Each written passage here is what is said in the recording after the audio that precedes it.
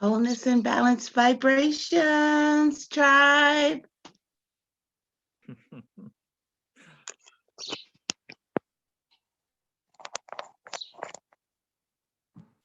Wholeness, family.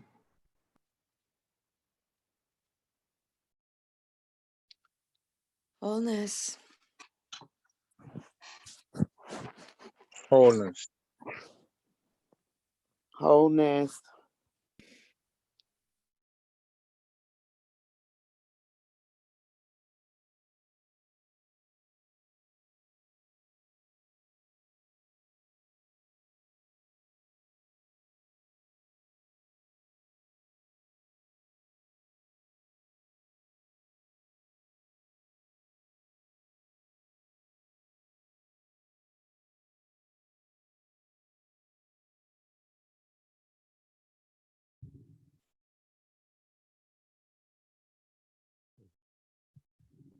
All right, family wholeness. I trust that everyone is doing exceptionally well. It's been another powerful session. You know, I feel like every time we come through here every single day, we come with more power, more strength, more awareness, and more clarity. I'm going to take a moment to make sure everything is in alignment. This is the Secret Energy Worldwide Meditation Day 23. This is now the habit. After 23 days, they say, is you got it, you're on point. And it's Saturday, so you know there's got to be, you know, a certain level of I think we would say severity, like getting very serious about a few things just because this is the best day to do it. We get the most clarity about, okay, this is what I need to do. I need to stop playing with it.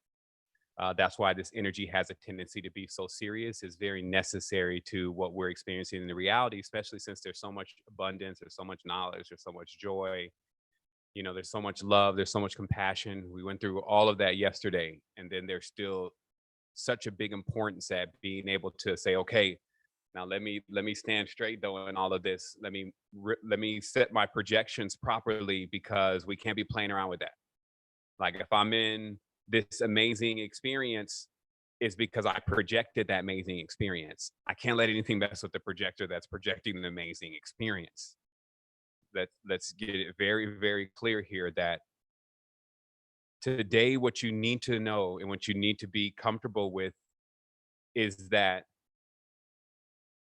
well, I'm going to give you an itemization of what you need to be comfortable with yourself, but overall what you need to be aware of is that there is a point where you're going to have to step in for yourself. It's going to come to everybody. So anybody who hasn't done it yet, they could be so great. They could be so amazing. But if they're not stepping in there for themselves, if they're not controlling their own projector, it's going to be the same thing as usual.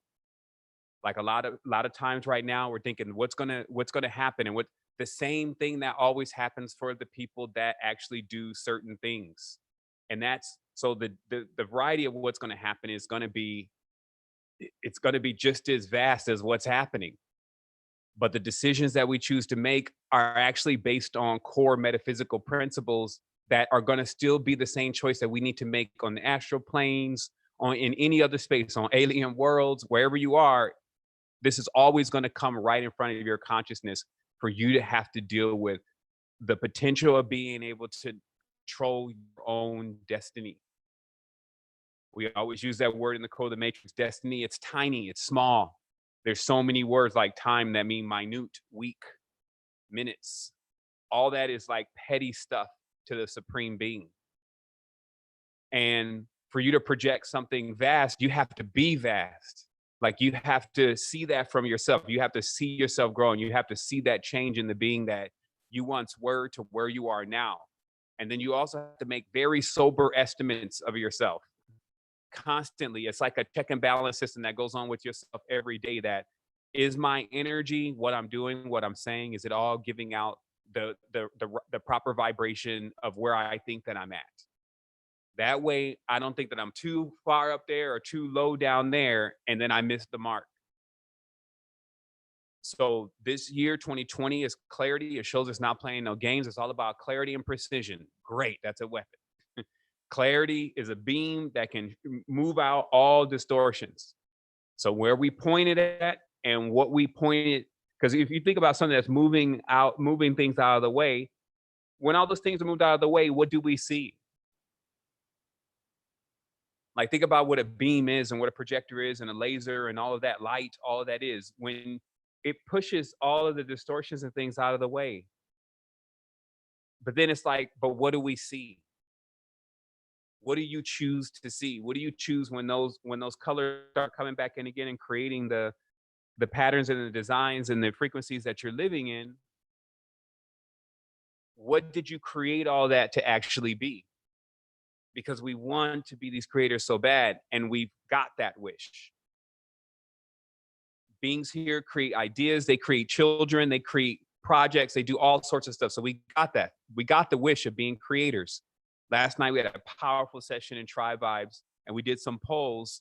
And in that process, we came to an awareness that the only thing everybody 100% agreed on is that whatever we put our intentions on collectively start to happen really fast. Manifestation.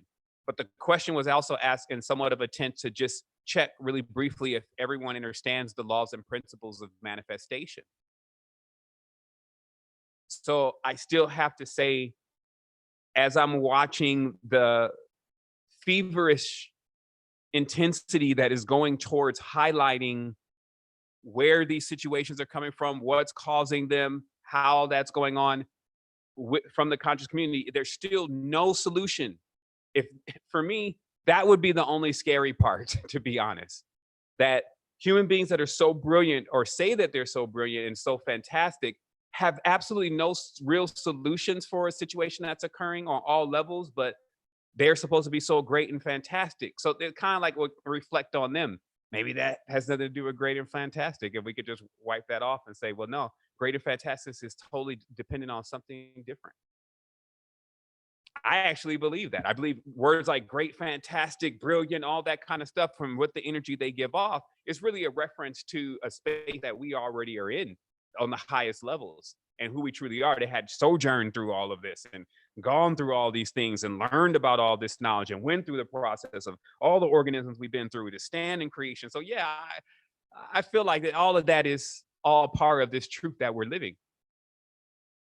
But I've also learned that as you're going through this, because you don't really know anything yet, like you're a baby, the same way you came in the world, like if it wasn't a point where you had to depend on something else to sustain your life, it would have never come in the template. If it wasn't a part of the algorithm, you would never have to come into a state or a moment or a point where you have to depend on something else.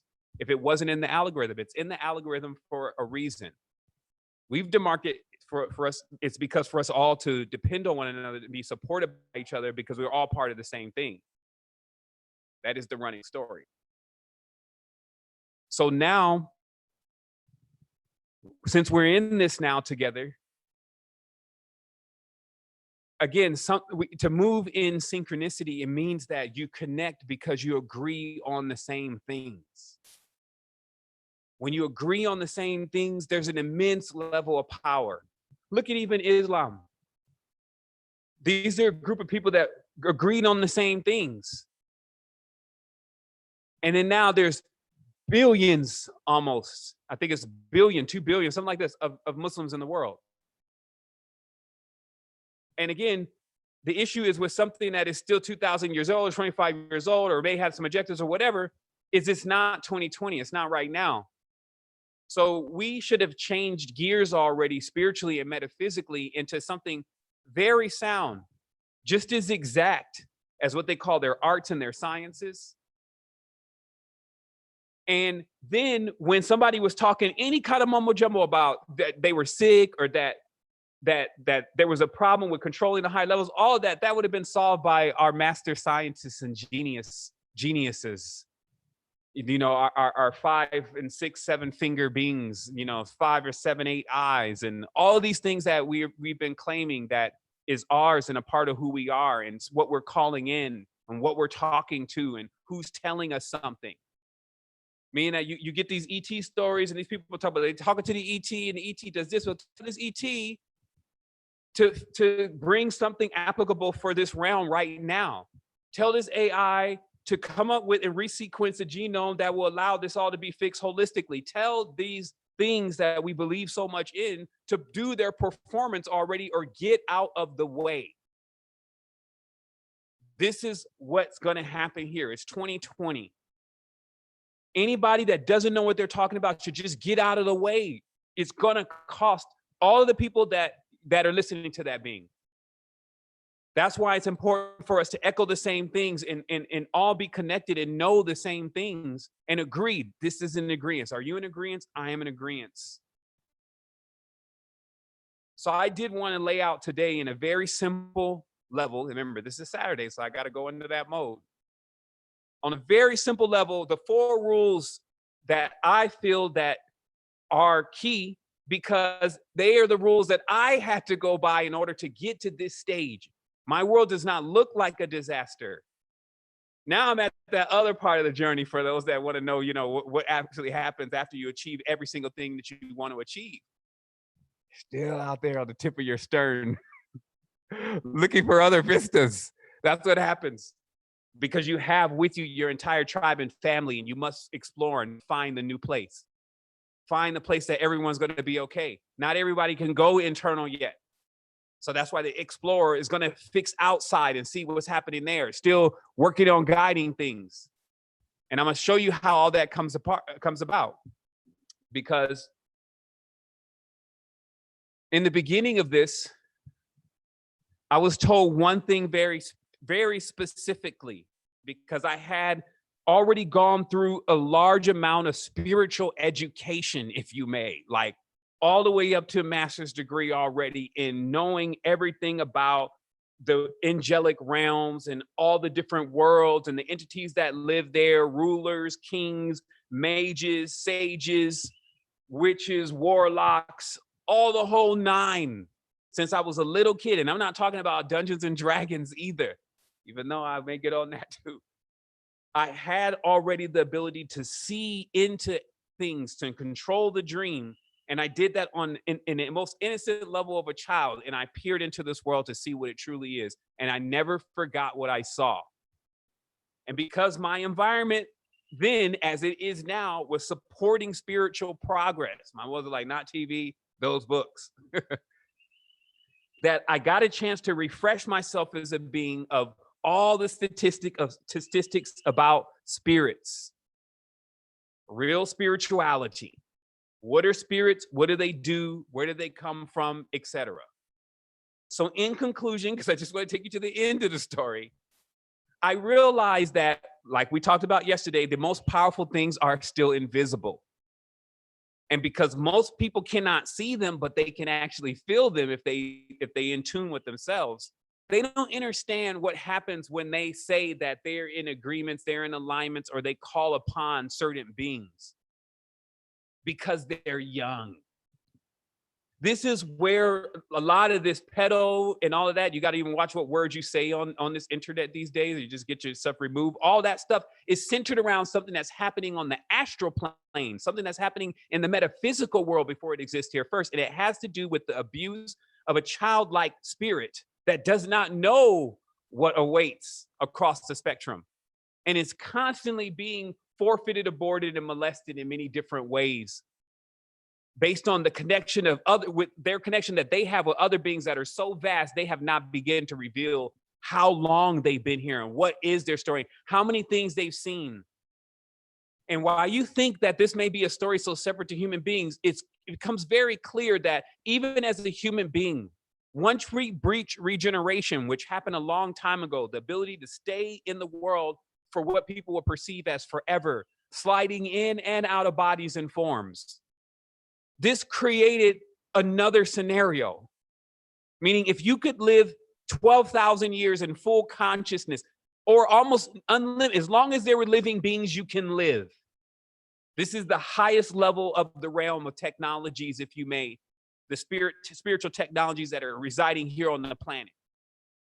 That as long as they're a living being, you can live. You can move right from one living being to the other, choosing magnificent designs such as eagles, and hydras and anything that you can think of, gaining its visions, its sight, and then as it passes on, you pass on to another being and go into that, and you're doing that consciously. So we call them sliders. So in that, the issue becomes, if you're like looking to gain something, you want something, you need something, you got to be gratified with something, and the energy starts turning in that direction, you become an untold thing after thousands of years, because you need a stimulus. Now imagine, and if you just had all the bread and you have people around you that are willing to do whatever you tell them to do for one reason or another. If you are not tightened down in here really well, this is going to turn into something really crazy, because you're going to keep, just like, let's say, for instance, buying, let's take it into something in this reality, buying shoes. So I guess, for women, it's buying shoes. For men, maybe buying video games. I know another cat's like, I don't play video games, but you got something, you're buying gym shoes, something that it's like a repetitive thing where you just keep buying and keep buying and keep buying. Now imagine you don't have a limit. Time is the limit. You just broke the limit. There's no such thing as time anymore. Do you see how tough it is to gain and maintain more or less a bearing in that? So let's say 99% of the beings do. They know how to stay in control of everything and having access to that, and how you should really keep balanced at all times, making sure you don't get oversaturated with what's happening. But let's say there 1% of the beings decided, I can't take it anymore. I got to have it all. I got to have everything. And they have that same ability lasting 12, 13, 14, 15, 16,000 years, sliding from one life form and one body to the next, finding hosts that it could be assimilable with. Now, I'm mentioning that because when you open back up the spiritual door again, when you don't know who these beings are and you don't know what their names really are, and you call them and you think that they're not there, they are there. This is what I discovered in the dream world. The dream world is in a realm where voice and time, like what you actually say, is done much more faster than here. Now, just like any journeys, you realize that place is here now, but there's layers to all of this. So stepping in the dream world, calling on a certain thing, boom, it's right there right away. And it's like, it's weird. So they're just like right there. And then when the first time it happened to me, I asked, because I was already guarded, protected, big time dream team with me. How is it that you can appear here, but when we call you in the real world, you don't appear? And this being said, I do appear there. It just takes me some time. But here I'm omniscient. So this means that here in this cog, when we say certain words, they do eventually get here. But just like we learned about wavelengths, vibrations, and frequencies, it takes time to get through certain densities, okay?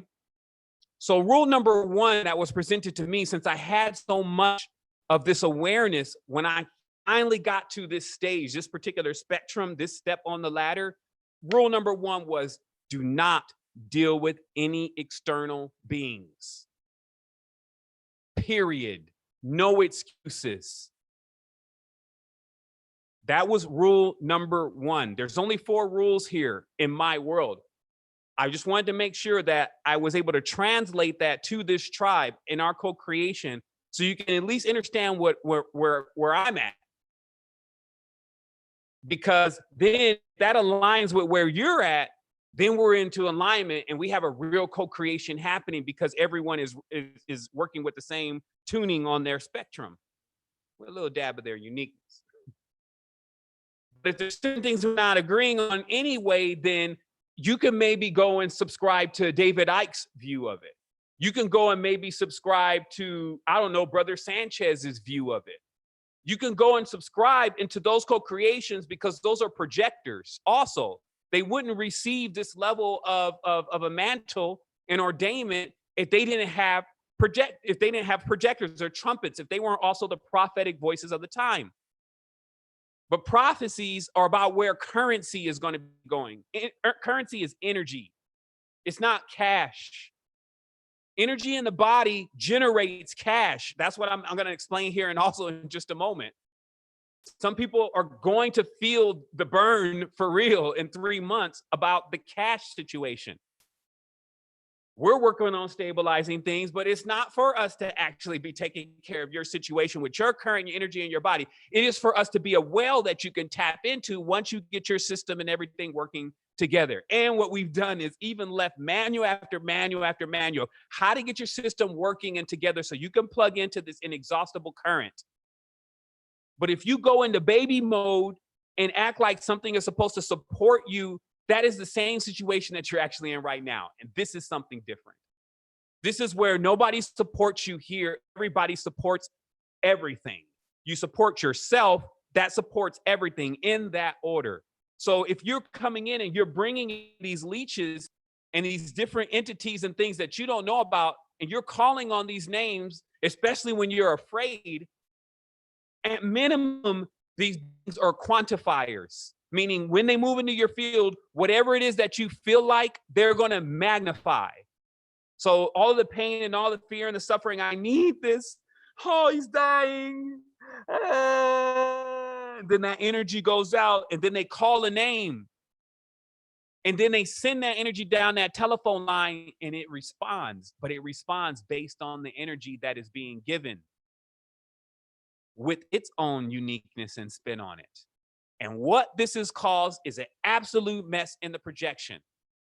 It was mentioned by the original Mashiachs in the books that were written, the ones that are in the Nag Hammadis. There's original books by whoever the Mashiach really was. It's a writing style.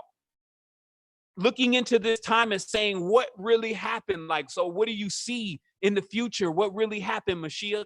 And it said, man, they went to wandering after the external stars. It says that verbatim in the Nag Hammadi, if you're willing to read through all the fragments, that people started wandering externally after things, and they started sending all their energy out to it, and it was like that. They became lost.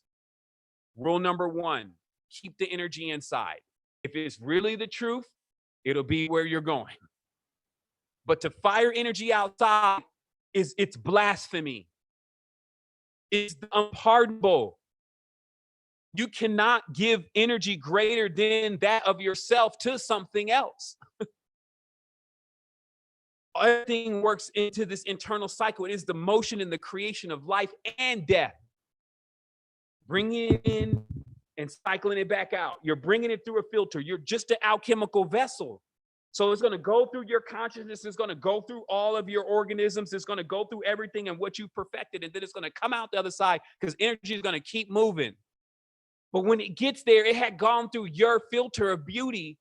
And now you're going to distribute it back into the realm for someone else to inherit that same thing. And then in turn, you're going to receive it again. That's a direction of energy. That is specific when you look at how that would work. However, if you're going out, you could see what the error would be. It took me so many times to learn this, to really see the damage of what external forces can do. So when I went to Law 1, it was not hard for me to obey Law 1. I agree. The external thing, done. 2, since we're having this conversation, this means we're actually at a certain space and time, Mr. Vomar. So what needs to happen though, because in the space and time that you have, it's like a balloon, you know, like the balloons you ride on. You know how they use fire to make the balloon go up, but then they got these weights that actually allow them to basically keep the balloon down. What was being explained is that you need to go up there now. You need to actually see higher self clearly. You need to check in. But you cannot check in with all this weight. What is intentionally allow you to be where you are? I say intentionally because this is not about what you're doing wrong and why you should be punished and that whole dogmatic theory. It's, well, the reason why you are where you are is because of the weight that's actually around you. It's as simple as that. So when you remove the weight, you actually go up. I know that sounds like just so basic that you don't even want to try it, but it is the real thing. So let me show you some stuff though. And it will flip on one of these switches. I can't tell you specifically which one. And I would see the whole room and everything that was in it and what kind of energy it was really giving off. And as I said before, the most disastrous things were discs, DVDs. actual DVDs of certain types of music and certain movies, because the magnets were allowing them to actually project their entire little micro holographic dimension right there on their disc. But the field was completely entangled, so that was also seeping into the field. And that was only the beginning. I walked into the closet and I saw things that people had gave me, had their entire imprint on it. And it was in a replica of the condition they were currently in. And many of them wasn't doing so well at that stage. It's just like when you play someone's voice, let's say a rapper, a Cardi B or whatever, and then that's playing in the house, all of her state right now is in the house, not when she wrote it, her state right now, because that is a telephone number. Her voice is a telephone number to her. It calls her, she arrives. Now, these beings that arrive are the multiple variants of self. They would call them RANs. It makes perfect sense too, because our English word for a plural of running is you ran, you left. The Cometans in what's that, Syriad said that there were several beings that we had that they were going and coming. I know the llamas, theirs look like rams with multiple eyes. And when they focus and project, it's like this ram thing with multiple eyes that comes out, and it's going and coming so fast, bringing information back to them. I had slipped into one of the llama realms one night. I don't have no clue why. I guess they just wanted me to see. And I went in there and I saw these beings all sitting in this geometries of theirs. But how they were communicating is these rams with eyes moving around. And when I first arrived there, I was terrified because I thought one of these things were going to hit me. And I was just calculating right away that the speed that they're moving, if I stand in their way, then with all that speed. So that was where my mind was first when I arrived, until one ran right through me. And then I realized, okay, they're somewhat like translucent because they're so fast. And this is how all the information and communication was being transferred between these beings. And this again bears witness to the awareness of the Cometans of the Rand, where when we think something, we have something that goes and it gets it. It experiences it. You can say, I'm going to go to the store. This is how petty it's gotten these days. Remember, the Rand had all sorts of use. Now it just gets sent to the store. I'm going to go to the store. Rand goes to the store, peeps out what's going on, comes back. Yeah, you should go to the store. Then the person says, yeah, I'm going to the store. If Rand goes, peeps out, and actually sees, because the Rand's moving so fast, it's actually moving through a slip of time. So it can see kind of probabilities and things that may happen to you. And if it doesn't see the path clear, and this is even like running into people that's going to take a conversation, steer you off into the thing, it will go and be like, come back, be like, just go later. Yeah, I'm going to go later. And until you realize how fast these things move and things move in your consciousness, this is what they call the light beings. But never really thinking that, well, shoot, then you will be moving around like slow-mo compared to how the vibratory frequency of these beings that are also a part of you really are. When you study frequencies, when you know what is 7.83 hertz, how does that move? How does that sound? What is bass? How does that move? How does it sound? Are there really negative frequencies? When you know the answer to those questions, because there is real research on this, just like you have a cell phone right there, that thing pops all the way up to now 5G, whatever. That is an entire spectrum and wavelength that does do something. And it is so exact. It is not hocus pocus. There are people that know those laws and have to go to school for that. So since everybody's got a day off, I encourage somebody to 3-degree separation, contact one of these people and ask what else can be done in that spectrum. Even if it's being used as a weapon, can it be used as a way to wake other people up? Because surely it would have that same use. It's about making sure that we're penetrating every single thing and allowing that to actually become a benefit, or we let it go. So number 2 was get this stuff out of here, 7. So there were things also that I saw that have money attached to them. I remember there was like, I don't know, I think it was a watch or something. I bought off a dude. I don't know where the dude got it from. I'll just leave it like that. But I know he didn't get it from the store. This thing was reeking with issues. And the thing was, I never even wore the watch. It was like one of those things where when they sold it to me because of the value of it, I was like, shoot, if you don't give it to me for this much, I'll buy it. I don't even really like it, but I know what it's worth.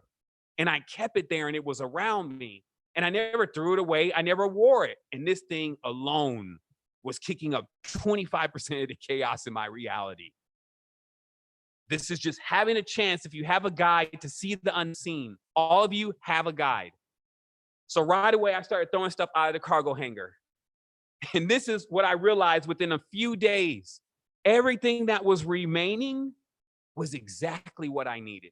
And it also put me into a really strong sequence. It's like going into a cabinet and the only thing that's there is only things that you need. And right in front of you is the things that you used most. And it made everything so much faster and fluid in what I was dealing with. So this was law number 2, drop the weight. Law number 3. Now, after I had dropped the weight, the kinetic connection of knowing what to do was only asking and you were receiving from higher self directly. What should I do? Do this, do this, do this. Meaning it will tell you the same thing 3 times because that seems to work with human beings. You tell them to do something one time, a couple hours later, I'm doing something else. It's like, didn't I just tell you to do this? It's like a kid. Didn't I just tell you to focus on your ground? Now you're over there trying to turn on your third eye. I told you the ground first. Trust me, you'll learn why you need ground once you cut that third eye on, but the ground. So 3 times it would say, Costa Rica, Costa Rica, Costa Rica, when I ask, where should I go? Because if it just tells me one time, I'm gonna get to the airport and be like, going to Guam. Like, how did you end up in Guam? Didn't I tell you Costa Rica? Well, you only told me one time. I thought you wasn't serious. This is like a relationship between a parent and a child, that between higher self and where we currently are at sometimes. Because it did take me 2 weeks of a multi-resplendent being and all the chakras open for me still to break the hard-headedness of still trying to prove whether this is real or whether it exists. It broke me. That's why when I wrote the Code of the Matrix, I said, reason number 1, reason number 2, of the logical sense of why you cannot prove there's no paranormal stuff going on. And in fact, it weighs way over in the other direction. There's a whole bunch of things happening. And what I did was spend 2 weeks saying, are we there yet? Why? But why? But why? I mean, I would just drill this being, but why? Why?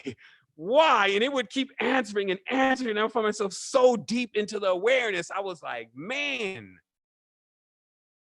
And it was just explaining, like, why do I got to get rid of it? This reason, that reason. Can you see it? This is why you would see it. This is where it came from. This is what it was doing. Until after 2 weeks, I was like, okay, we don't need to go through this. Let's get to what do we need to do? We got to wake up into entire humanity. All right, let's go get it. Actually, it doesn't involve you going to everyone else. Huh? Like, wait a minute. Because now I'm leveled up at this stage and I'm ready. Like, I'm geared up. I'm no longer in disbelief. I'm seeing the entire world through an obsidian ball from tomorrow. With a hood on my head, not looking in anybody else's eyes, back somewhere taking deep breaths. I'm out. Like, I'm not assimilable anymore to human beings. You see me, you're gonna be like, this nigga done walked right out of Harry Potter. What's going on? I had a huge book.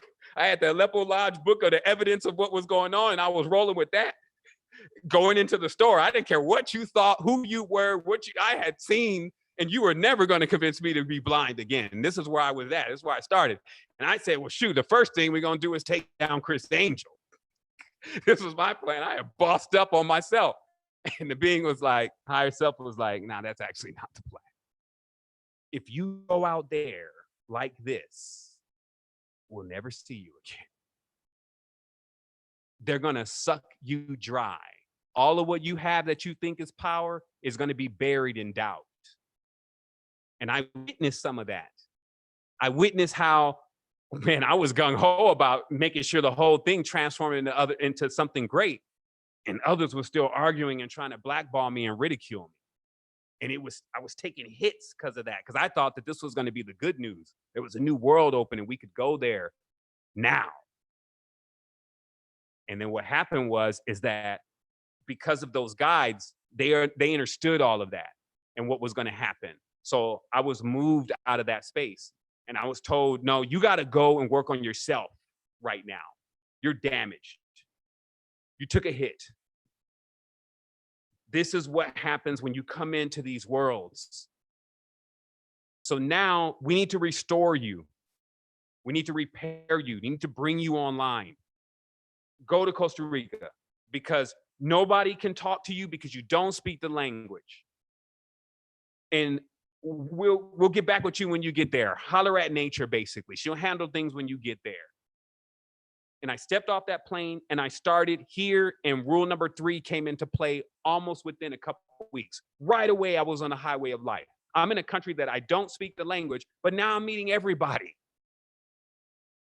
I done met Giselle Bunchkins and people that own factories, a lot of just tons of people. And I'm meeting them like in sequence, and every time, because I'm still halfway out of my mind at this stage, they get it. I drill. I'm meeting people from NASA, people with scalar technology, just from one thing to another. Somehow, I guess it's the vacation spot, so everybody ends up here at one point. But I knew I'm on assignment. I'm getting triggered all the time. Like, I'm not even asking questions. I'm just going right into protocol. They're like, hey, my friend Sandra Rose wants to talk to you. She works for NASA. She's got a scalar device here in Costa Rica right now. You want to talk to her? I'm on the way.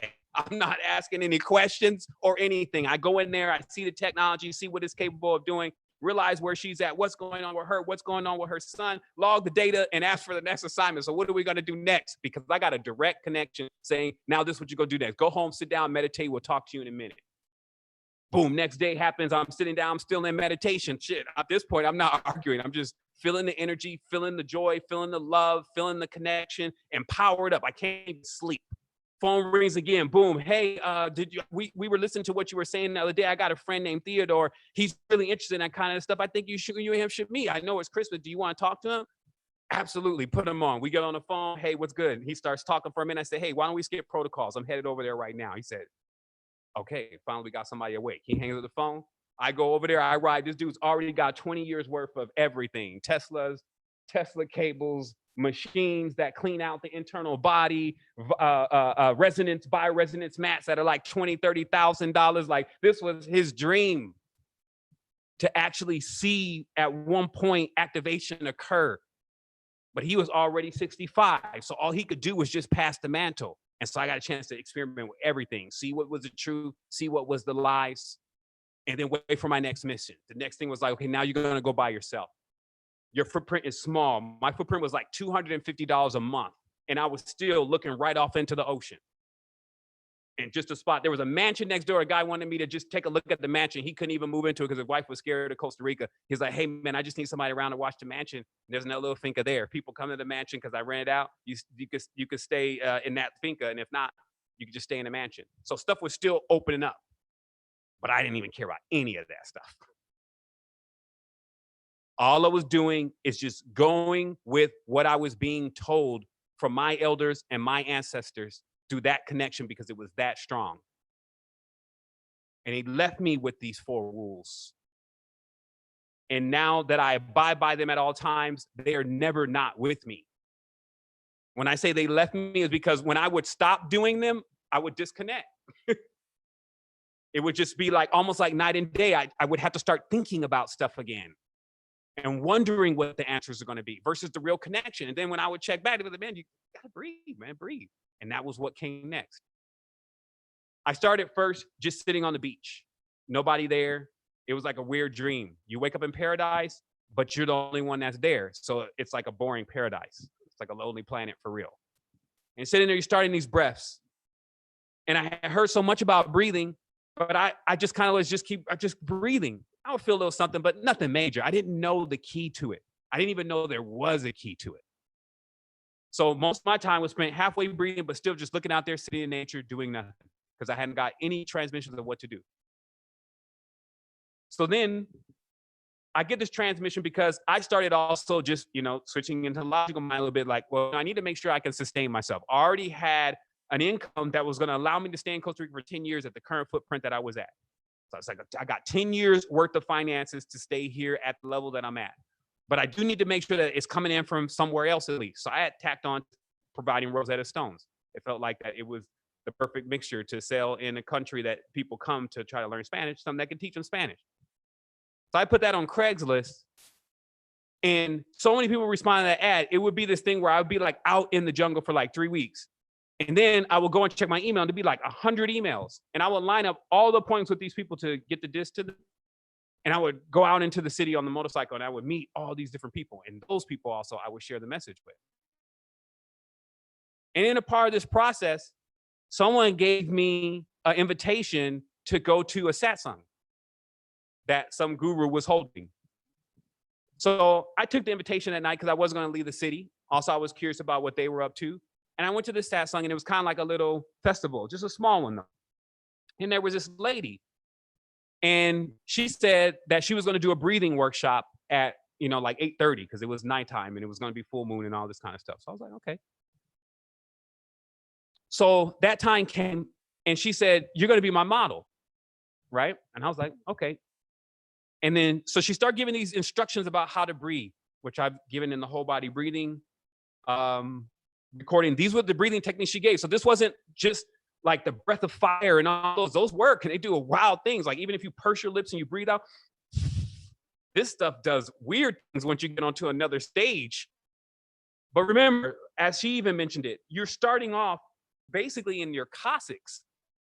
So it's even not even your nose can rise from your coccyx if it's your mouth. So the breathing had to take place first through the mouth to get the breaths in first, and then you would shift gears into the nose. But this was just basic whole body breathing and how to open up the diaphragm, which are the sacs that are on your back, because you don't know enough about all of this that's going on in here at times as a baby. But there's two sacs sitting on the back where people say they have love handles at back there. There's these two sacs, another sac that goes all the way across in a line like a lumbar, and they hold air. And kind of like when you see a frog's body, when those sacs get filled up with air, they activate another part of the consciousness. Something else is in there that receives that air, and it turns something on. And it becomes the chain reaction to unlocking the Kundalini. So long story short, the lady almost turned my Kundalini on in the middle of the class. And I even had to say, okay, I got it. It's working. And I was already losing not just consciousness, but from my previous experiencing understanding when a transformation takes place. It's like you just basically go into another frequency. And I felt myself going into another frequency. And I was like I just kind of stopped. Like, okay, we got it. And I sat there for the rest of that class, and I was blown away, because I always had to go to myself and ask myself, how did you miss that? That's the key to everything right there. And I always have to calm myself down and be like, okay, remember, there's layers to this. Now we're at the breathing layer. Needless to say, only thing I was able to do is get this awareness of the breathing from this lady, because it was only the next day, because there was another seminar that she was going to do. And because she had already demonstrated this task once, I was fascinated about this. This is the naiveness of the neophyte. Check this. Actually, I probably would be initiated at this stage, but let me show you what happened, because I think this part of the story is equally as important. Next day, I get to the class again. The lady sees me. She's like, "Oh, great. I'm glad that you're here. You're going to be the model again for today, right?" So I was like, okay, great. Wow. I said that the breathing exercise is amazing. She said, "Oh, yeah, I know. We could talk more about that later on." And I was like, wow, but serious, like it does it. She said, yeah, I know exactly what it does. I know everything it does. Remember, I teach it. So I was like, wow, this is fascinating. This lady's going to be able to teach me all these different things about. And I just, I was off in my own land. Okay. Later on that night, after it was all over, the lady asked me, said, "Hey, can you take me home? My husband is at the house, but he was going to come and get me, and he's not going to be able to come and get me now. So maybe you could take me there." So that disarmed me right away, because I wasn't definitely going home with no women at this stage. I was not trying to be around anybody, touch anybody, get it to any guy, nothing. I was running from that at this stage. So when I heard the husband's going to be at the house, I'm like, okay, cool. So it's not going to be anything like that. I'm going to go take him to the house. So she jumps back. I'm saying, "I'm riding a motorcycle." She said, "Oh, I love motorcycles." She jumps back on the back. We ride off to their house. So we get to the house. She's like, "This is a very, very nice house in Costa Rica." So we get there, and we get in the living room, and the husband's there. I'm like, okay, this is strange, because she's like a white lady, and this is, it's a white man in here, and I was bringing home the black guy. At this stage, she's like, "Hey, let's say his name is Cliff. Hey, Cliff, this is Seven. I met him during the class. He's a very amazing person. He was my model for tonight. I'm going to show him some things. We're going to go off into some other parts of the house and see some things." All right. I'm like, damn, Cliff. And then I catch that feeling because, you know, I guess it doesn't matter where you're from. You kind of realize when something may be going on, like Spidey senses start taking like, wait a minute. Okay. All right. He didn't even look at me. I mean, what's about to happen here? So right then, like my consciousness is saying, okay, now that voice that I'm also familiar with, I'm going to show you something.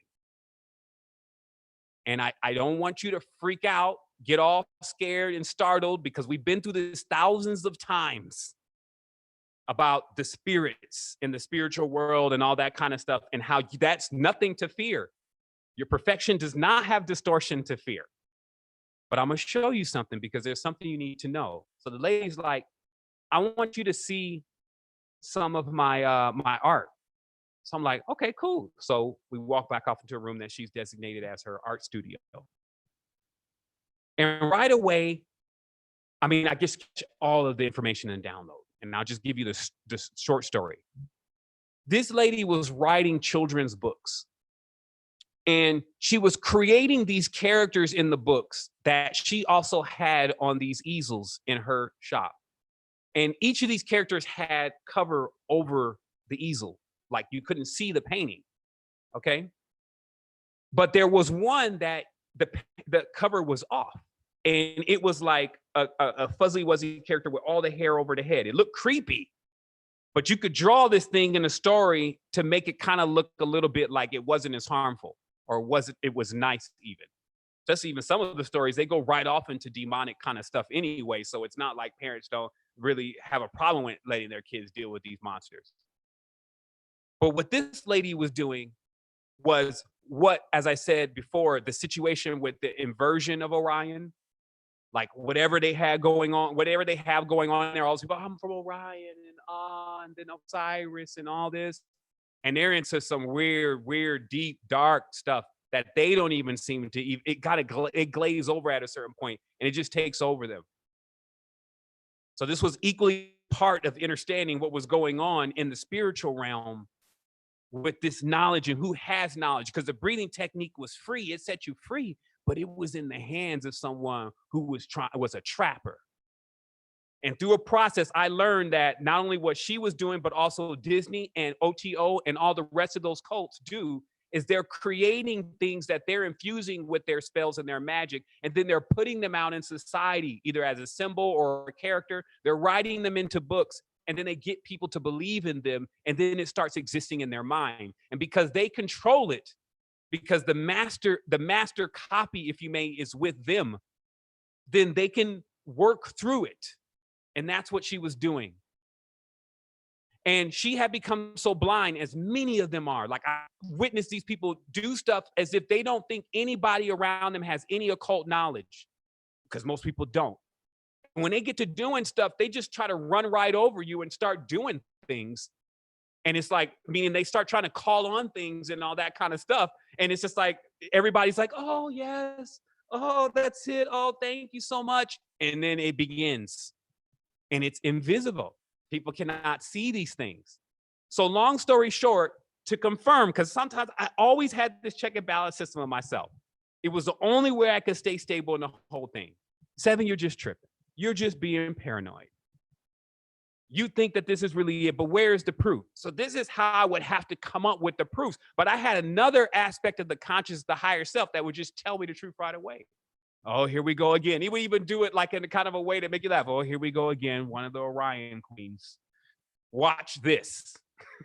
So it will always say it first, and then something would happen. So sure enough, we walk outside. Now I'm spooked because with the hair on the head and all this kind of stuff. I don't want no parts of this. I'm out of here. Or somebody's going to get hurt. I'm not like, oh, I'm so scared. I'm like, somebody's going to get hurt. I need to get out of here because I don't know. I've seen so much stuff at this point. If this thing turns into a griffin and then back into a woman, it may be slayed on the driveway right now. Then it's going to look crazy to the police. That's how far I would go with what was the potential of what could happen based on what I had seen already and what was revealed to me to really be the truth. So sure enough, as a last check, because I'm like moving outside, I'm like, I got to go, I got to get back to the house. I'm out of here. And then the lady said, wait. Look at the stars. The stars are so clear, aren't they? And I look up at the sky and the stars were exceptionally clear. And then the lady says, look at it. And I'm like, look at what? And she's like, look at it. Look at Orion. Now, this was when my higher self was laughing. I see, I told you. One of those Orion beings again. Now you need to move. The dog, she had this black dog with her. And somehow when she started looking up at Orion, she was doing something and the dog freaked out and started barking all loud and it startled her. And then my being was like, go ahead and exit stage left round. You've seen enough. So I was like, oh, I gotta go. She was away. I said, no, I just gotta, I'm off in the wind, you know, the sky. But I had the breathing. I had the breathing. You see? So this is what's very important about all of this stuff that we're seeing out here right now, is that there's many of these beings. I'm not sure what they've gotten themselves into. There's a lot of books, all the books, Ostara and all this kind of stuff. They just have a fascination for wanting to be involved in something. And then it starts taking a turn towards other direction. And on top of that, the females get triggered more than the males. Something about how the whole thing is set up there, they prey on women. So when women call, they arrive almost immediately into the astral side of their dream world, now working their abuse system. But I had the key. And I had also the knowledge of what happens. This is not the first time I've explained this story also. So I'm not coming clean about something and now finally explaining something. This is just in the 10 years worth of annuals that I believe personally, maybe people weren't even listening when I was explaining all this stuff and how it is key components to understanding these 4 laws. The third law was learn to breathe. When you learn to breathe, it conquers death. It becomes very difficult for me here for 10 years, since understanding death could be conquered, to come back into death again. And I'm going to explain to you about this because that is a part of the law number 4. But to come back into death would literally mean that you now have to have a conversation as if you're talking to people who don't believe that they live forever, even though we all live forever. Because if you don't, you're always going to be almost talking down on them. You're never going to really be able to like harmonize exactly where they're at, because you got to remove from your mind that they understand that they cannot die. And it's a simple formula. The key to life, or the key to death, is life. Life is breath. Breath will always be. So because of that, when you master breath, you have the key to death. It's as simple as that. I don't want to complicate it for you. The first thing you do when you get in here, the thing that you can live the least amount of time with, you can live without water longer than you can live without breath. But the key to breath is it is the liberator, because you have to let it go. That was what we learned about abundance. You got to let it go at some point, but that is, abundance is akin to breathing. One second.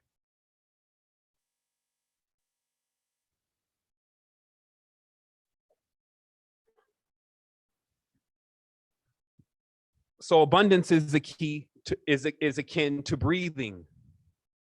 So the reason why I thought I'd mention this today is because as we go into this next 3 months, where we see the restabilization of the economy, those that may have been playing with themselves a little bit about these core principles. Now, each person, they may have their own principles, but I'm pretty sure if they're accelerating, they align in many ways with what I just mentioned. And what happens is that if we're not following these principles, that's why it's not great to have a bunch of principles at the end of the day. You see, if you got 200 different principles and 200 different prayers and 500 different malas and all this kind of stuff, the human capacity is not there at this point. Make it simple. So if you got these 4 principles, you can check base with yourself all the time. And have I put anything else before me? Have I put anything else before God? I am God. Nobody else comes before me. It will only get them hurt. Higher self needs to be right there with you. If you put somebody in between higher self, you're going to get them hurt. If you have good guides, they will move them out of your way through certain circumstances. Anyway, if your guides are sluggish and lazy, you will go through a whole dramatic situation with that person until you realize the mistake that you made was you put them before yourself. Rule number one, law number one. Law number two, get light. We accumulate so many things on this realm. Life itself is an accumulation. It is only the stardust, particles, minerals, ions, neutrons, electrons, whatever, all one globs on another, coalesce, bacteria begin to form, life is created. So you gotta always flush it, clear it. It's trimurti, hygiene, to bring life, sustain life, destroy life, bring life back in again, and reinitiate life. You must have that power. So you need to know when to get rid of things. And you have to also be very clear in your sight. So breathing helps with that, but clear in your sight of why you don't need to have things in your space and in your resonance that are vibrating things that don't serve you.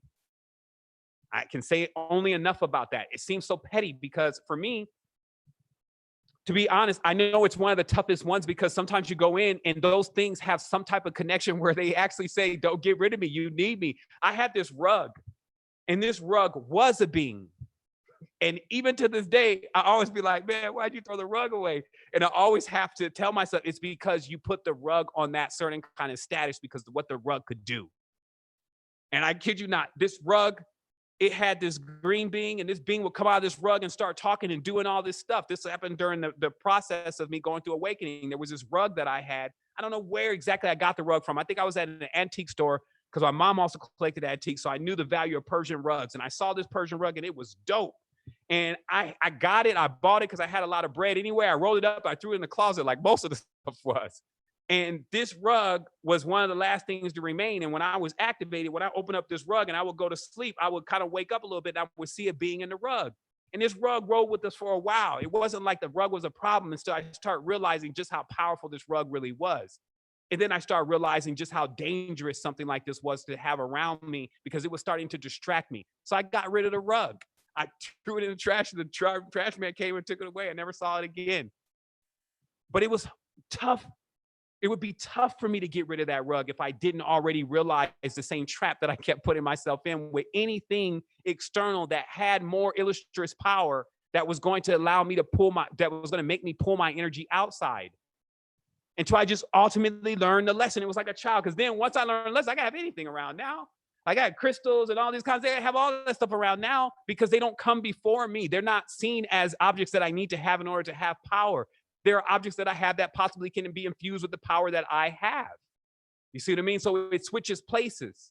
And this is the most important aspect of it. And it's something that's often missed. This is why I do not recommend deities. Because even though a person that's recommended them may have a vast understanding of that this is something being talked about inside themselves, it's actually the same shape of the deity statue is the same shape of the organ they correspond with, and that all the traits of the deity is actually the trait of that organ is inside yourself. But that's not what these books are saying. That's not what they're saying. They're actually calling on it and mentioning it as external, as it being a being that moves and walks about on its own volition with no control from you. And on top of that, that it can actually bring in things that you would need if you call upon it. That's not it. That's blasphemy. So that whole situation. Then law number 4. So you got 3. By the way, this comes out very easy. If you want to learn it linguistically, if you want to write it down, internal light breath connection. Internal light breath connection. Right? So yesterday we had the 9-fold. Today, internal light breath connection. Internal, of course, this means, hey, take it back inside. Get rid of all the external things. Light, not just the light, let's call down the light. No, get light. Get rid of some of this stuff. Breath, learn to breathe right away. That's the fuel supply. If you have an infinite level of fuel, you have an infinite level of everything that it can equal to. Money, if that's something that you need, another scenario, a situation, consciousness, vastness of being aware of self, all that stuff comes from the breath.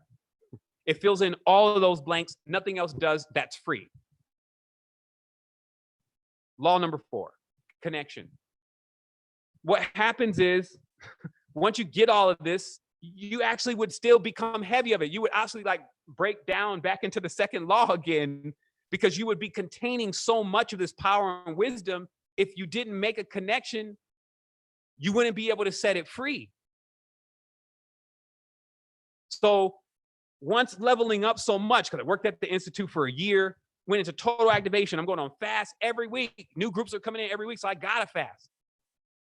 Like this was like this is like the divine comedy of a lifetime. Like I'm literally fasting at least 3 weeks out of a month. I'm thinking the doctor's doing that too. Till one day I catch him eating. He had like a whole room he created that he'd go in and eat while everybody else was fasting. And I was like, basically, Master, you've broken the highest creed. You're eating when everybody else is fasting. And he said, son, that's for you guys. I've been fasting all my life. And this was the kind of thing that I was dealing with. I had the most divine engagements at times, but they always tried me because I was so serious most of the time. And then it would just break through all of that seriousness at times with a smile and a grin just to show you yourself. Show, you know, how you can even be a joke sometime. You're not even paying attention, man. You don't even think that's real. Are you in this or not? Are you in it or not?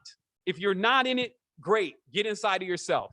If you're in it, that means you went inside yourself and now you're back again because now you have something to distribute into the kingdoms. Now you've inherited this gift. You've grown your tree from it. You're now producing fruit.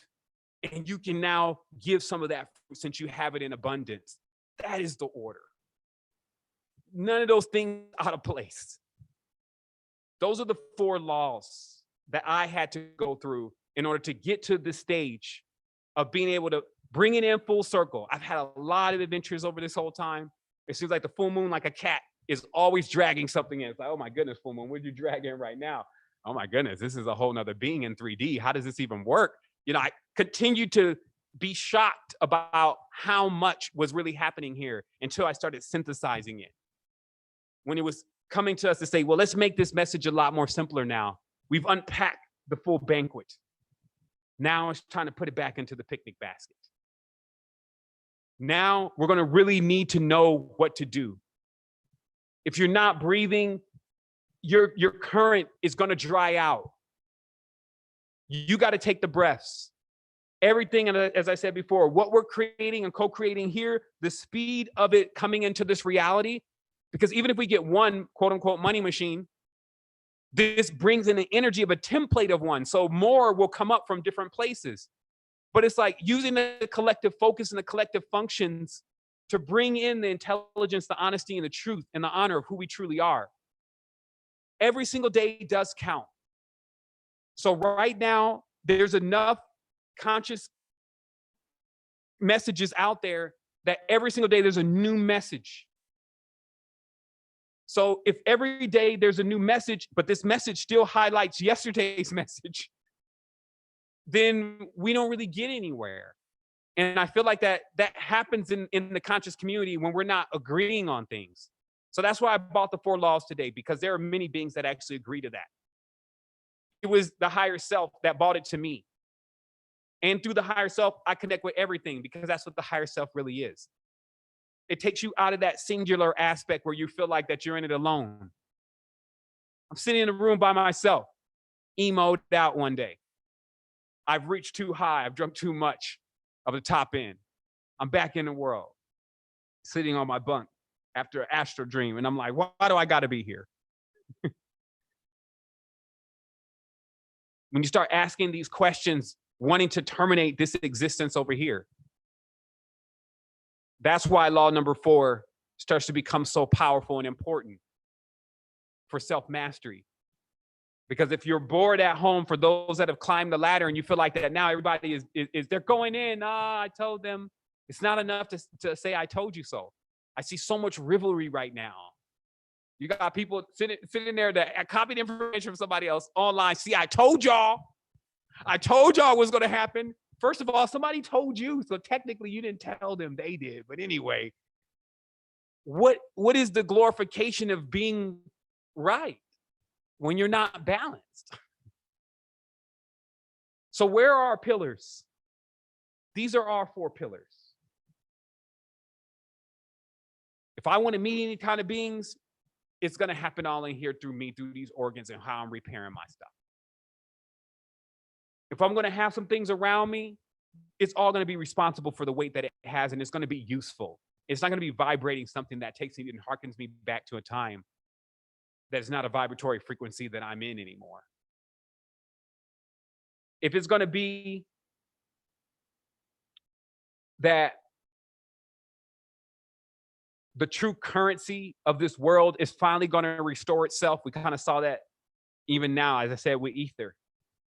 Like our symbolic Ethereum. Ethereum is actually still more popular than Bitcoin. I don't care what anybody says, even despite the prices. The use case is way higher. But the realm of Ether stepping in as the awareness of current, meaning that we actually come into this strong awareness that our etheric body's current and how much it has pumping determines our financial situation at minimum. Minimum. The first thing it does is it fixes those things. So if you feel like that, oh, what am I going to do? Well, you better start breathing now. It's like Lamaze. It sounds like you better start getting your birthing process together, because you're going to need this current, and that current comes from within. And then, as I said, lastly, with all you're getting, now you're in the position to give. They always say it's better to give than receive. At least you're not waiting on it. But in this case, now that we have all this awareness, it is also in our giving, the giving turns into compassion. Like you actually get a chance to see another side of this. That's why you go into a self-mastery. This is for you. When you come back into the consciousness again with your new vision, now you're able really to see what's happening. Now you're able to really live up to the challenge of, but let's find solutions for them. And for each of us, there comes a responsibility. Some of us work with the children. That's our responsibility. Some of us work in the occult fields, spiritual knowledge, astral plane. That's that responsibility. Many of us work in the fields, in the harvest, bringing the food, nurturing the plants, pruning the trees. Some work in the byways and the highways, exporting and importing the cargoes and making sure the fluidity takes place and still happens. Everything that we see in the world happens on a metaphysical level. These are the rules that we practice and the laws that we practice to ensure that as custodians of this gigantic yantra called life, that we make sure that we're maintaining what's happening properly. We're rising also into the positions that we need to be in. You need to start being the stability. When someone comes in with the doom, you got to turn it off for them. You may be the only one. I'm telling you, sometimes people think that they're so elated when they start coming with the bad story. They expect nobody to cut them off with the bad story because they have so much prestige. So especially if it's like an interview and you're just listening to it, so you got to learn even to cut it off. You'll know. You'll know when you're hearing it. And if you start hearing too much that is not resonating with where you want your projection to go, start mastering the power of shutting it off, because there's already enough consciousness and enough knowledge and information to actually talk about things that where you would want to go. Go learn your breathing technique. Go find someone that's just teaching that. You're going to learn more from that, because then that's when you start checking yourself. You start realizing that you're searching on the internet for the next disaster that's going on, and then seeing who is trending on actually talking about that disaster and then liking them and subscribing them, just so that you can come back tomorrow and actually find the disaster again. Even though you know what the disaster supposedly is, it still omits why you're not looking for videos about breathing. It still omits why you have not cleaned out the house yet and got rid of those things that no longer serve you. It still omits your awareness that if it hasn't got you to where you want to be so far, or maybe it has, but you want to go further, the same thing that you're dealing with cannot get you any further than where you are now. It can only take you down.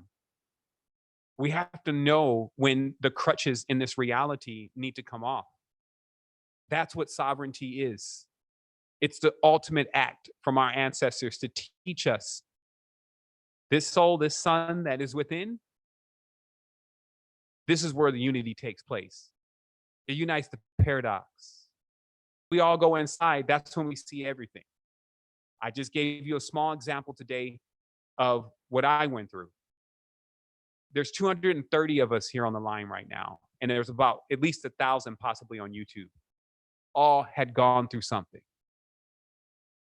When we distill our experiences, that's all I did right now today. I challenged myself yesterday, and it only took me a moment because I lived the situation, so I know exactly what happened. So I said, what were the 4 things basically. I didn't even have a number at first. I was like, what are the main things that you had to do in order to get to where you are? And let's shorten that as much as possible and get that to everyone. I said, that's a good idea. And that's when I itemized this, the internal light breath connection. And then all these other things, and that means that if you come to me and you've done the internal light breath connection,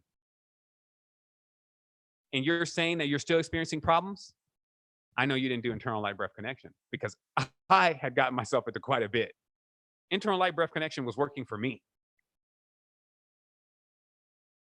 I can't tell you enough about being intelligent, charismatic, fortunate, a little bit of luck, and just how dangerous that is in this reality if you don't know what's going on. People and other beings will use that. I went through a whole life, or earlier life, of watching all my talents and all my powers go to the service of something else, whether it was a job, whether it was all these different vultures that I had going on around me, all these responsibilities that I felt, because I've always been a great person in an aspect of, I always wanted to give to everybody. I was always like trying to take care of everybody.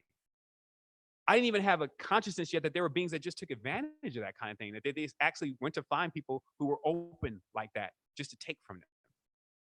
It wasn't a part of my makeup. It wasn't a part of my upbringing. It was something I had to learn along the way. So imagine what I had to go through. But I was actually reared up from that process.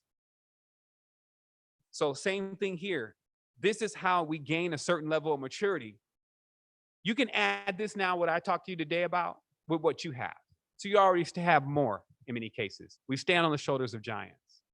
This is the pillars to earth, whatever 0.0 that this is right now, and how to sustain yourself in this journey, and to make sure that you're being responsible for the energy that you're bringing to others, because you're responsible for the energy that you're bringing to yourself. And that each of us, because we got one more day, we have tomorrow. Tomorrow is more of a party for us all. It's the fiesta. Things are over at this point. Remember, Sunday is the first day of the week. Saturday is the last day of the week. So this is the closing.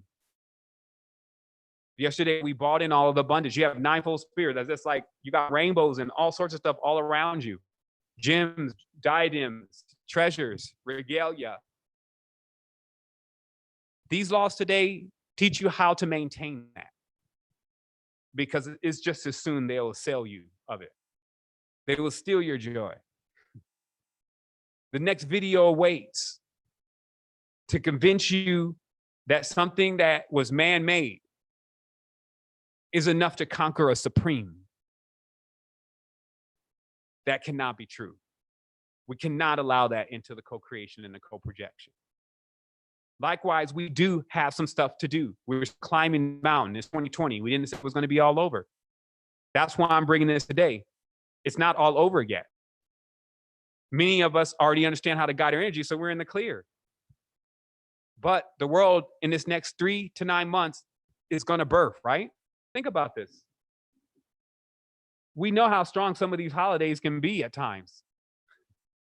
We got a little glimpse of it last year, meaning that when Halloween comes around and when all of this, if we don't know how to channel all those energies properly, I mean, they say even the biggest virus of the news industry is they have to get paid off of shock media right now, and they have to compete with so many different things. It's just basically like, let me show them the worst thing. It's not even the true story. If it sounds like it's great and somebody gets healed and it's a love story and everybody's crying and enjoying it after it, that's the story that they don't need. There are stories like that. They're trying to get the one that's going to feed into the WWF mentality or WWE mentality, where here comes the next virus off the top ropes to clothesline 1,000 people. This is where everybody is at this stage, or not everybody, but many people. So to change that energy around, you need to know how to conduct energy properly by learning how to conduct it within yourself. So as we see in this year, we can say, and this is why we're prepared now. It is complete. The work is complete. In this next 6 months, 3 to 6 months, whatever, the gestation process has already started. To me, it started in December. I saw the fire itself. So it has brought itself to life. The fire was contained, and now it was nourished, and now the spark has started. They removed Solomon from the temple. That was General Suleiman. Top number one in Iran, which is basically Samaria, the Chaldean magic, he's out. So now the demons and the angels that built the temple are all in the air now, trying to figure out where their next job is. Then we've rolled into this. Now we have situations that are happening in the world that are all symbolic for our growth in the stages that we'll go through.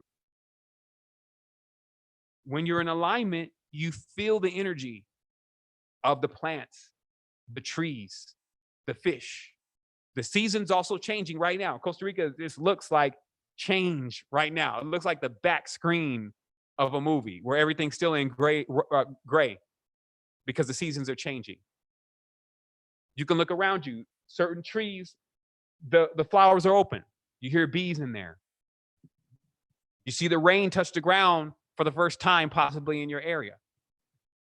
So this is the energy as we know. And this is how you can tell the signs of the times. This is how you can tell what's happening. And so what we see is that there's a birth occurring here. And it's at this stage, we're almost like midwives, or should be midwives, doulas. Ready to be the support as this gestation is actually happening. And then these seeds become birthed.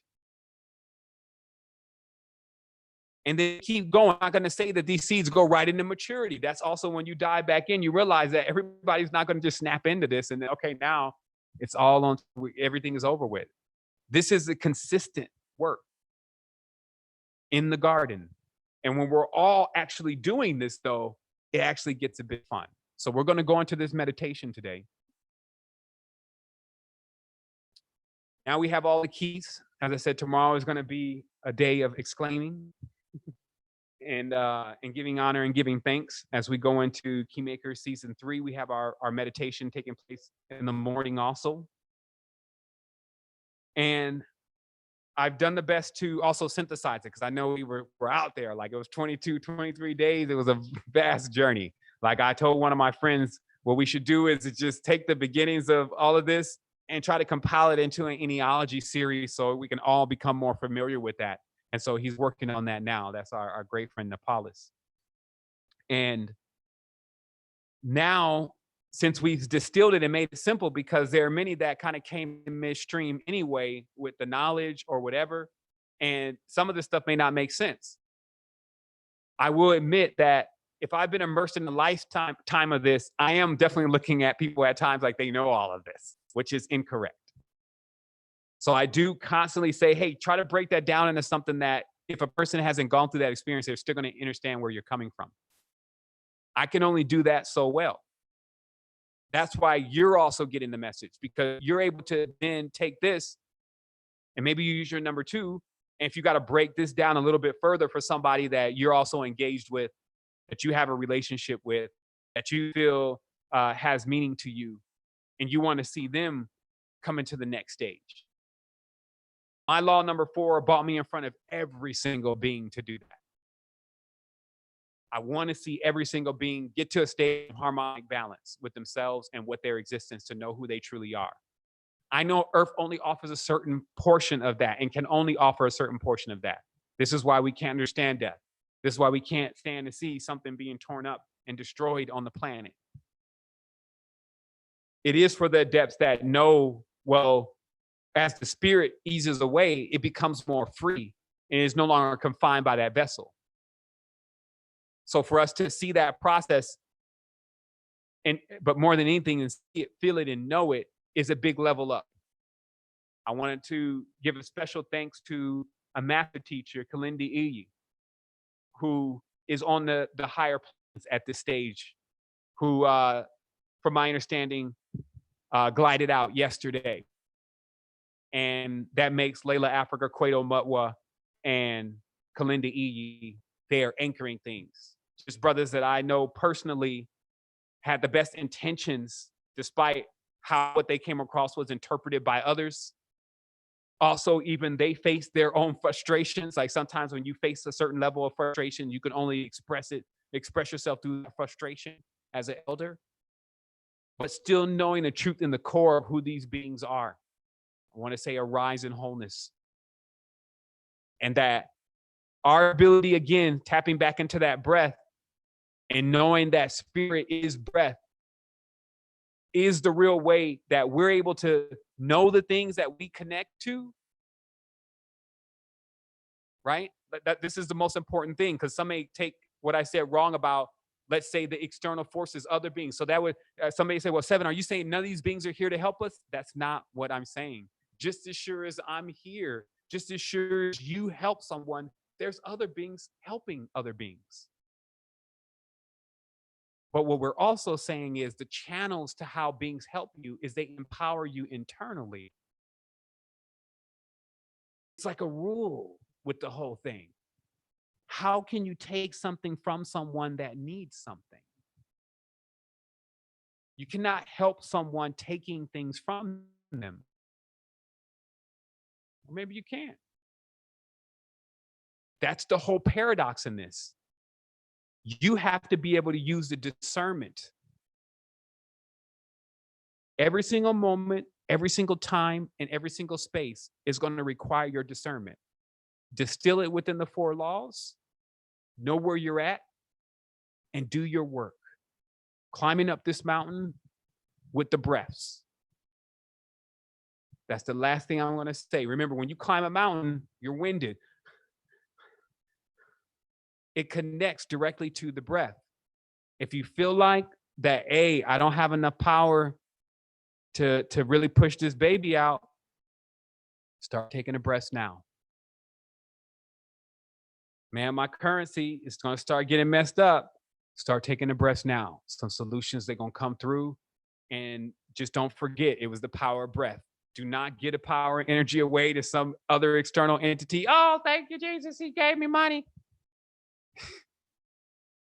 Keep it going inside and keep taking your breaths, taking yourself through this birthing process and assisting others in going through this birthing process.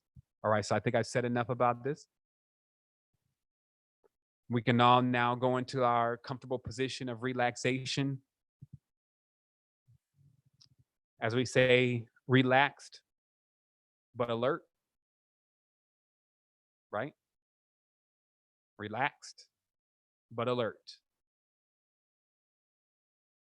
As we go through this meditation, what we're doing is we're checking our system. We're just going through our systems, just like, you have to do like an audit. You need to go take an inventory. And as you go through your system, you're going to be looking at these 4 laws, and you're going to make a subtle note of keeping yourself aware of how to make sure you're trimming your reality. I also want to make it very clear. I'm not saying put yourself into a straitjacket. This is not Catholicism. I'm saying keep it in balance. Even if, you're still supporting the message, you still feel like that message is central to where you're at in your life. I'm not telling you that there's nothing right or wrong with that. I'm saying make sure that it's got its balance component. Make sure you're sober enough, like, yeah, that was pretty negative. I need to actually let me put some positivity with that. And this is what I'm going to do because of that. And I'm even going to write this brother and let him know that this is a better solution for what you're dealing with and experiencing. Hopefully that you get this message because we love and we care about you truly. I wouldn't even spend my time, just like those beings that are here today, they wouldn't even spend the time even looking at this message if there wasn't some connection between me and them. I respect that connection.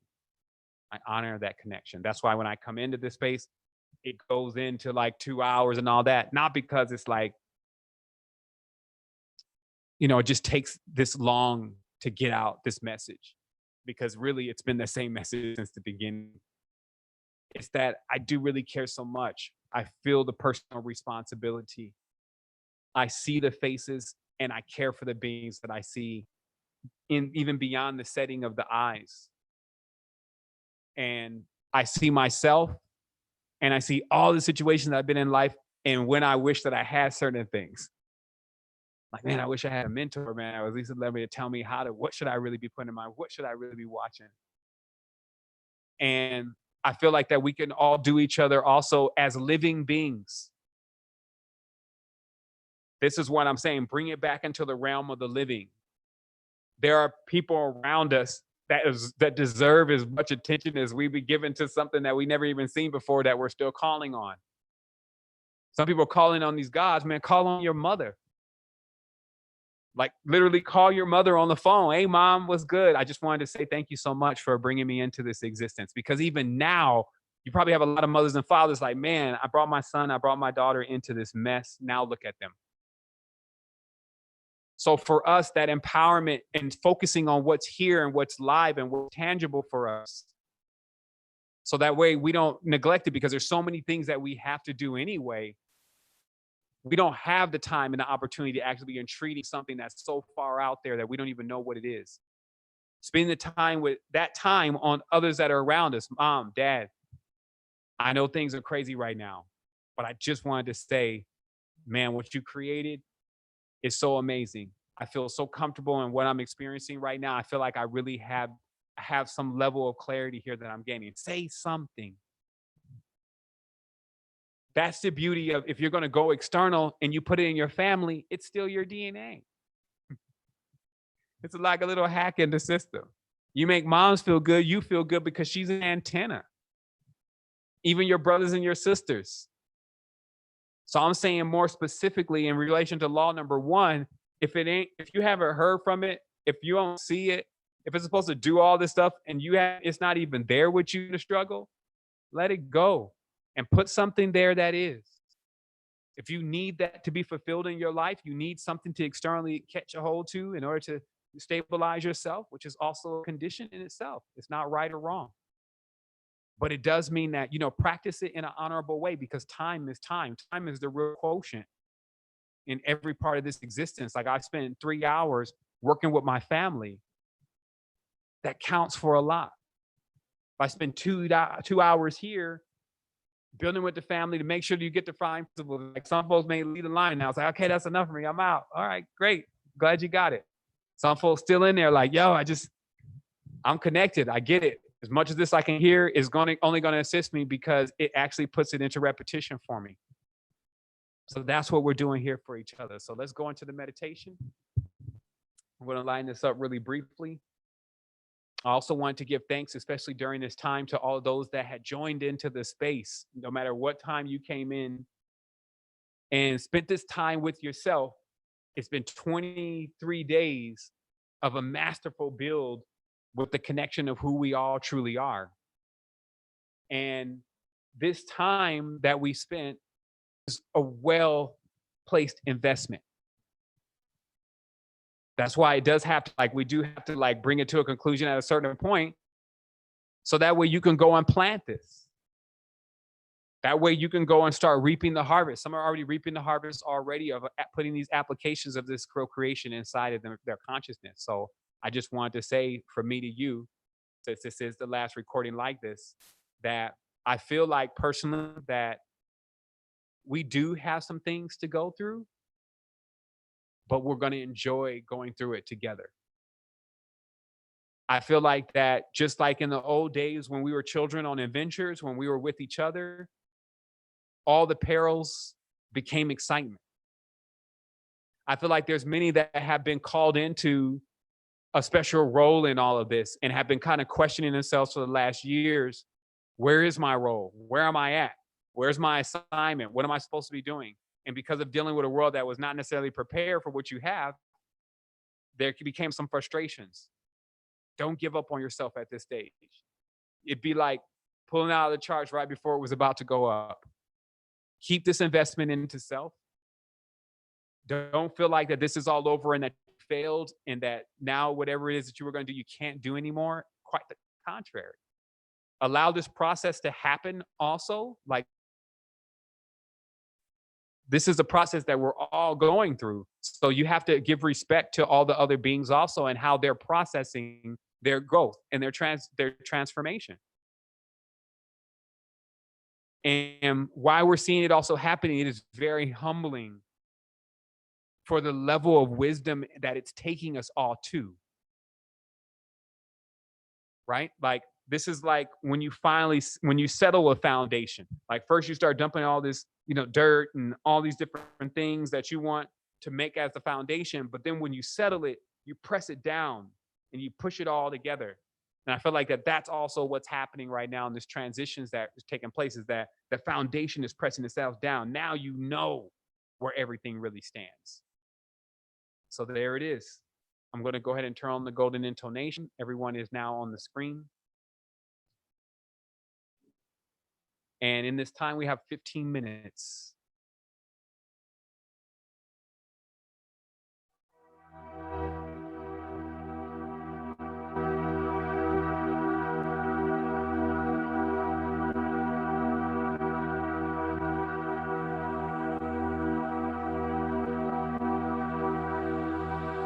We're going to take this time to first breathe in.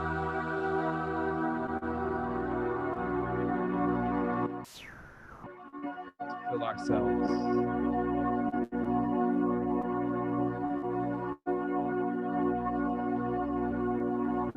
Take this moment and this space and this time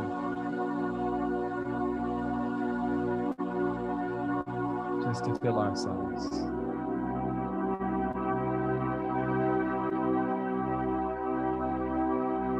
Relaxing ourselves from the mind.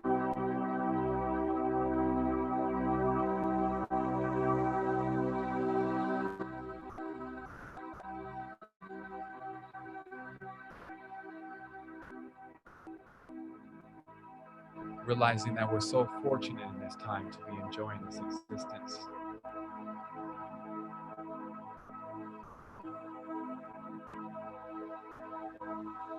Somehow the impossible manifested.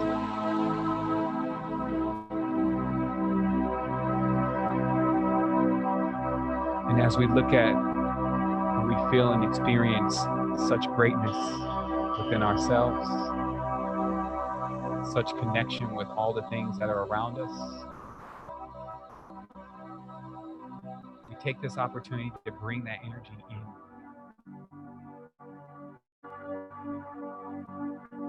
To draw that energy close.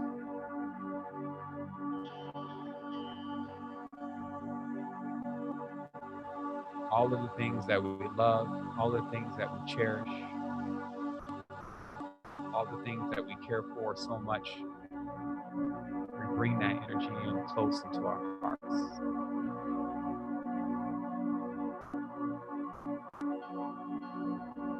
We've learned so much in this experience.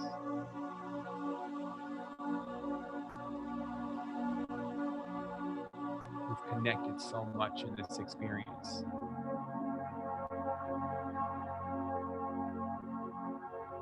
Now we must synthesize all of that into self.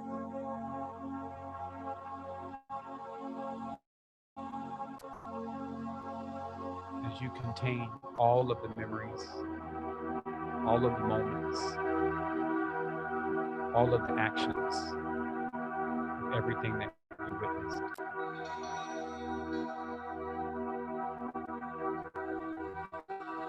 That now is the time that all of that comes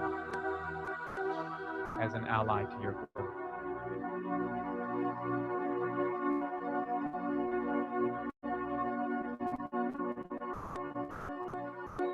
Let us all take a moment just to smile.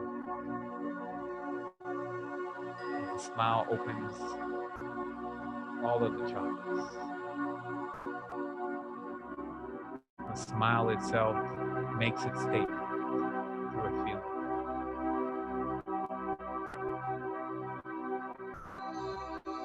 That as we see everything that's happening around us, we realize that our power is we can smile. And it shifts the energy.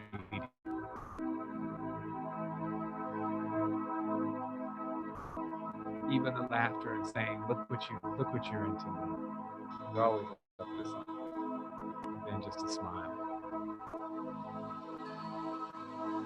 Look how powerful you are. what you've overcome. Even last year was all achieved. You're here.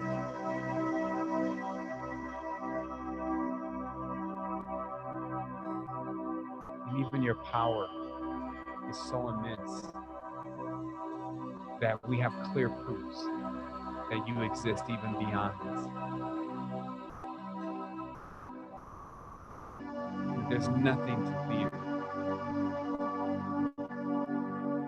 Any small itemization of traumas in this reality are just that.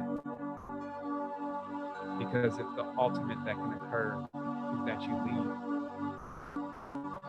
you can't go anywhere. As an infinite being,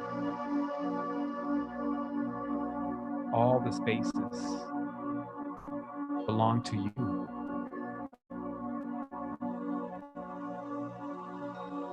As you've gone through this experience of this aspect of self, that you become powerful also with the lessons that you've learned here, all the things that you've seen, all these magnificent characters and actors that have showed you different ways of processing this experience. That you realize that you yourself must distill that into core principles to master your co-creations and your projections.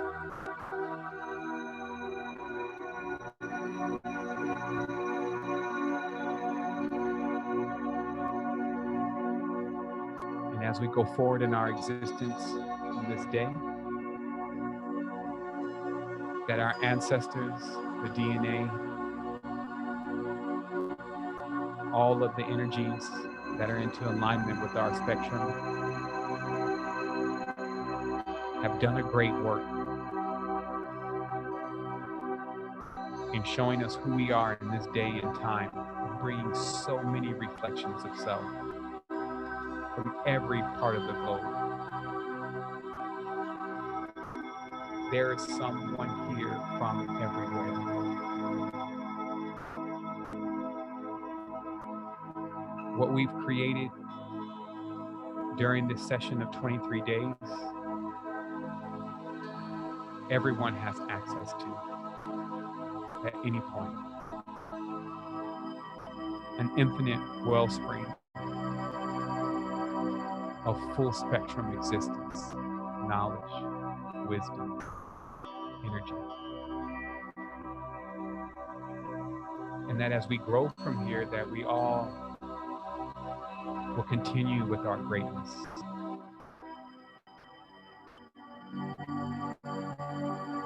The internal worlds and external alike will know who you are. You will fulfill your path now.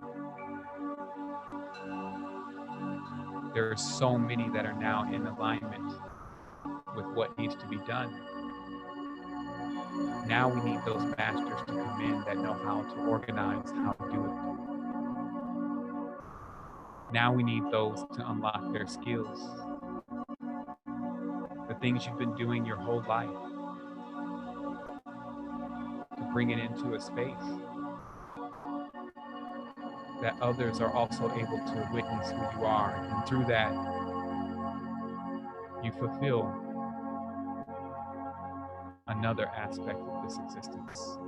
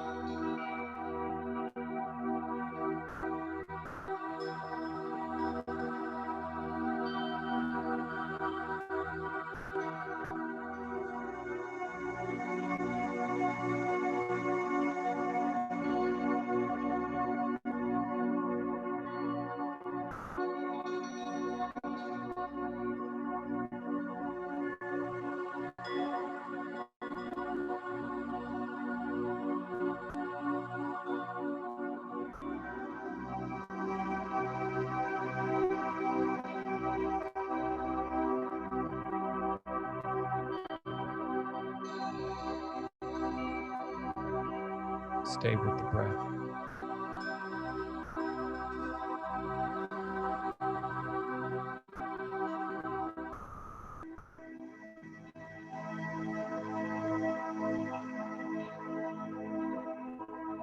Feel the essence and the conduction of the energy.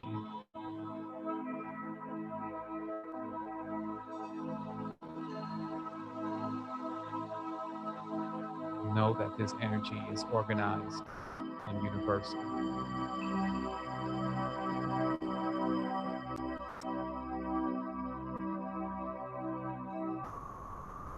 Know that it would not come back void. You are seen. You're loved by everyone here.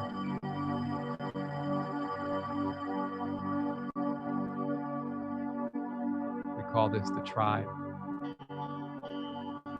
because we're in resonance. It doesn't matter the words that come out of the mouth and the orders that they're put in. It won't matter at all when it comes to the energy that we emit. Stay with the breath.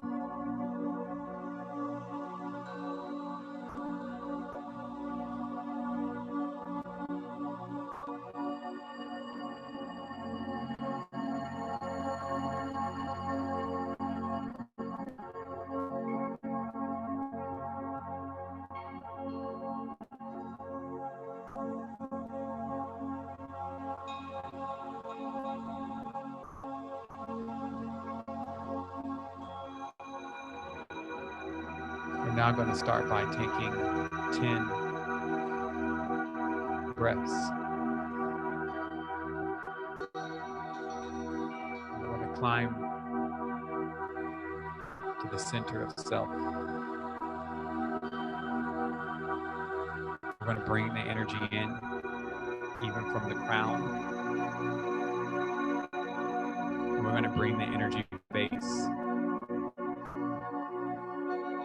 We're going to bring it into the center of self. In the center, this is the easiest way to get energy to all aspects of self as fast as possible.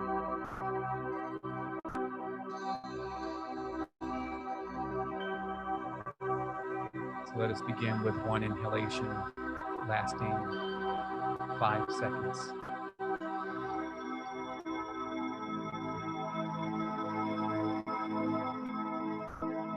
And then exhaling.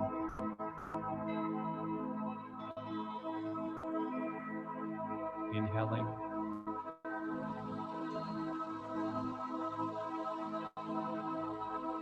And exhaling.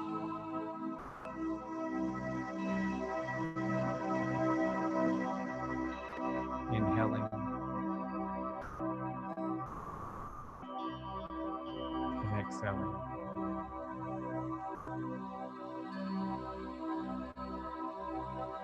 Inhaling. And exhaling.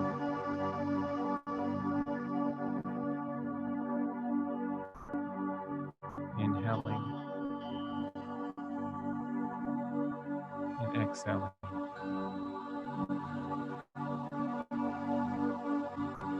Inhaling and exhaling.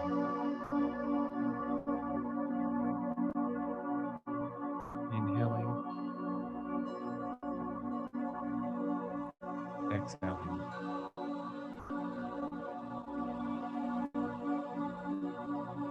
Inhaling,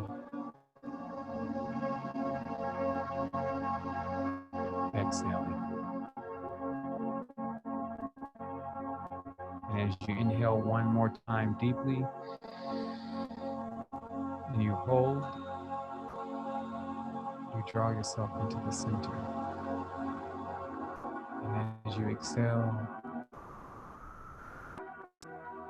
you settle into the space.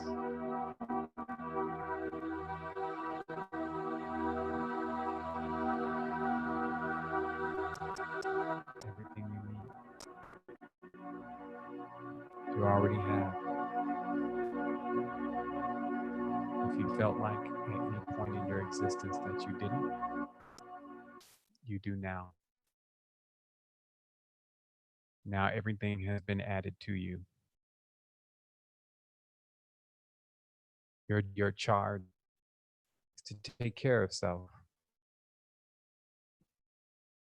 Look out for self. All is self. The only thing life is how long it takes for us to figure that out. Behold, we see the ladder going up and down. Many of us are here, coming from great spaces to do what we can, to do what we must, for our mothers, fathers, sisters, brothers, aunties, uncles, tribe, no S. Many of us also are here. We're going through the experience. We're growing. Your youth is welcome. Your revelations, your eureka moments are all welcome. This is the great family. On the count of 3, we're going to give a wholeness to the rest of the world. 1, 2, 3. Wholeness.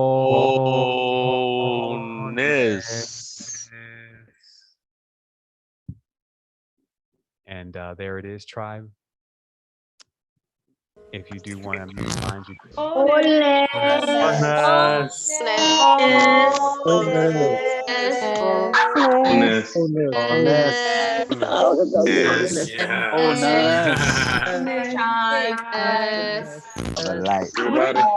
Space, good energy, people. Much love.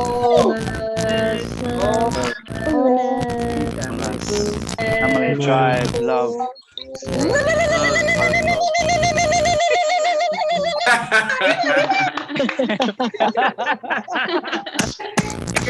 Our celebration.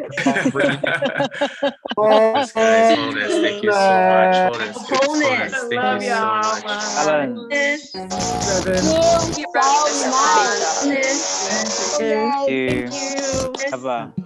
People. That's beautiful. Wholeness, everyone. Wholeness, sister.